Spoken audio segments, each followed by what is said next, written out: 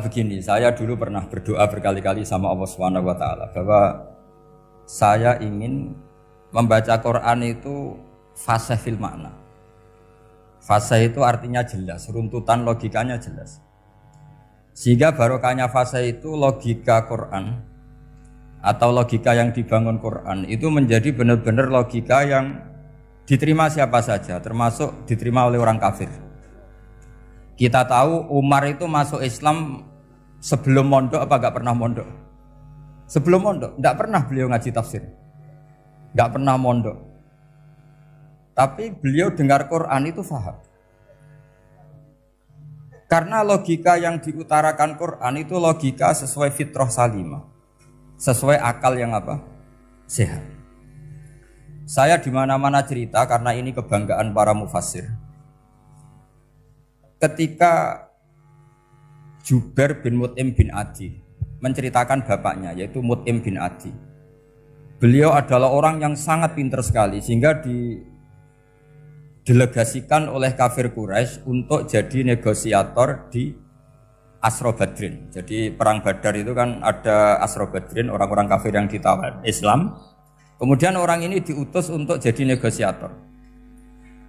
Singkat cerita pas datang ke Madinah pas Rasulullah SAW baca surat Wattur wa kitabim mastur fi raqim mansur sampai ayat am khuliqu min ghairi syai'in am humul khaliqun sampai ayat am khalaqus samawati wal ard.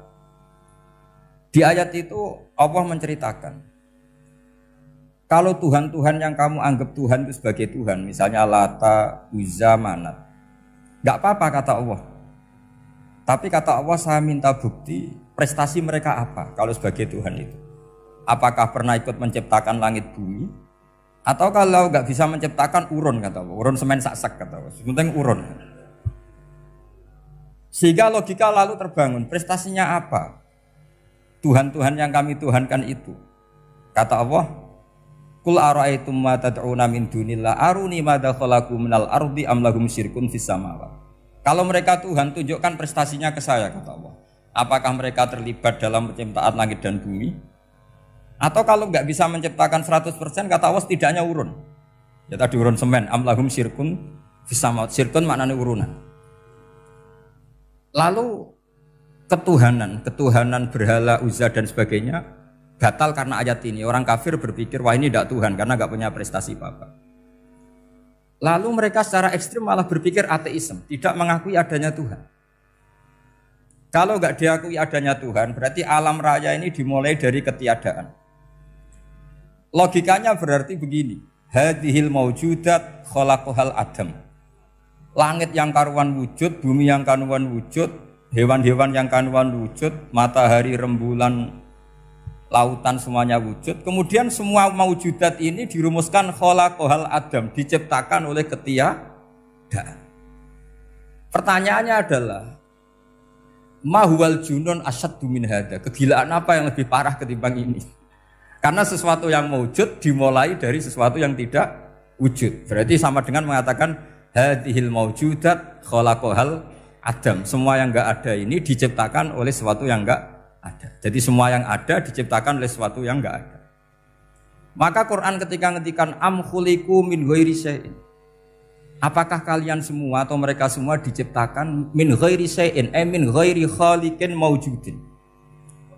Saya ngecek di beberapa tafsir termasuk bukan kitab tafsir tapi maknanya sama seperti di Ihya. Masa alam raya seindah ini, seeksistensi ini, senyata ini kemudian diciptakan oleh sesuatu yang tidak ada. Mereka akhirnya mikir, ya harus diciptakan oleh sesuatu yang ada. Nah, karena sesuatu yang ada ini posisi pencipta, maka harus berstatus super. Nah, super ini oleh ulama dibahasakan wajibil wujud. Maka zat yang menciptakan ini namanya zat sing wajibil wujud. Lalu wajibil wujud ini oleh Islam disebut Allah Subhanahu wa ta'ala.